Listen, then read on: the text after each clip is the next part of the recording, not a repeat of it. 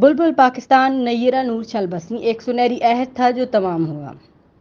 बुलबुल पाकिस्तान का टाइटल हासिल करने वाली मारूफ गुलकारा नय्यरा नूर इंतकाल कर गई।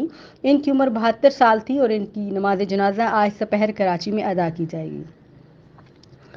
सन 2005 में उन्हें हुकूमत पाकिस्तान ने सदारती तमगा बराए हुस्न कारकर्दगी से नवाजा था। बरसों पहले उन्होंने गुलकारी छोड़ दी थी, लेकिन इनके गाए हुए गीत गज़लें हर दौर में मकबूल और मारूफ रहे हैं। इनके मारूफ गानों में तेरा साया जहां भी हो सजना, रूठे हो तुमको कैसे मैं मनाऊं पिया, कहाँ हो तुम चले आओ, ऐश हमें बर्बाद न कर और वतन की मिट्टी गवा रहना समेत दीगर बहुत सारे शामिल हैं। नय्यरा का कैरियर 70 साल की दहाई में शुरू हुआ और सन 2022 तक जारी रहा। इस दौरान उन्होंने नगमे, गज़लें और गीत गाने के अलावा फिल्मों और ड्रामों के लिए भी प्लेबैक सिंगिंग की। अपने एक इंटरव्यू में उन्होंने बताया कि मैं बचपन आसाम में रही हूं और इनके घर के पास लड़कियां सुबह सुबह घंटियां बजाती थीं, भजन गाती थीं और मैं इससे मशहूर होती थी। मैं खुद को कभी रोक नहीं पाई थी, बैठकर सुनती रहती थी और जब तक वो वहां से चली नहीं जाती थी मैं सुनती थी। तकसीम के बाद इनका घराना पाकिस्तान आ गया। कॉलेज दौर में दोस्तों के दरमियान तो नय्यरा गाती ही थी। लाहौर में एक बार यूथ फेस्टिवल में इकबाल ओपरा के लिए उन्हें बुलाया गया और उन्होंने गाया। इसके बाद लाहौर में ओपन एयर में नय्यरा ने गाया और उन्हें गोल्ड मेडल दिया गया। नय्यरा ने अपने एक इंटरव्यू में बताया कि कभी भी इनके जहन में ये बात आई ही नहीं कि वो कभी बाकायदा तौर पर मौसीकी की जानिब आएंगी। ताहम उन्होंने ये कहा कि घर में गाना सभी सुनते थे और उन्हें लगता था कि उन्हें किसी चीज़ की तलाश है।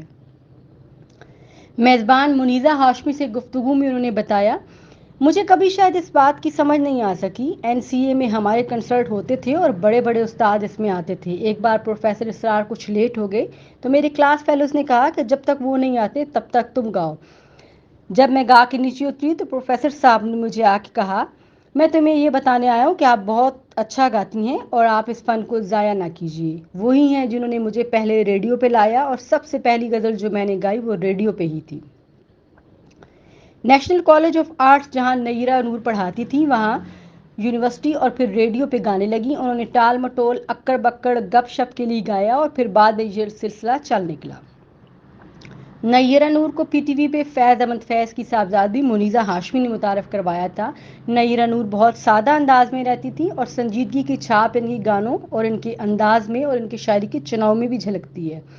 कैरियर के दौरान और बाद में भी इनके बहुत कम इंटरव्यूज देखने को मिले हैं। फर्ज शनाज और ममता के लिए उन्होंने जब कौमी नगमे इस परचम के साए तले हम एक हैं गाया तो इस ज़माने में रेडियो ड्रामा आर्टिस्ट और शायर हमायत अली शायर को दिए गए अपने एक इंटरव्यू में उन्होंने बताया कि हमारे ख़ानदान में गाने पे पाबंदी तो थी, ख़ास तौर पे वालिद के ख़ानदान में, लेकिन वालिद ने ये कह के पाबंदी ख़त्म कर दी थी कि किसी बच्चे पे अगर पाबंदी लगा दी जाए तो वो बगावत करता है, इसलिए यही बेहतर है कि आपको इस तरफ जाने दिया जाए। वो कहती हैं कि रेडियो सुन सुनकर गाना सीखा, गाने के रमूज मेरे अंदर थे, लेकिन मैं बड़े लोगों को बहुत सुना है, अच्छा और मुश्किल गाना बहुत सुना है और वो भी मैं समझती हूँ कि एक इल्म है। मैं 24 घंटे इसमें रहती हूँ, बड़े बड़े असातिज़ा के गानों को सुनती हूँ और अब भी सुनती हूँ। नय्यरा नूर ने बाकायदा मौसीकी की तालीम हासिल नहीं की, लेकिन वो कहती थी कि लोगों की तवक्कुआत को देखते हुए मैंने रियाज करना शुरू किया था।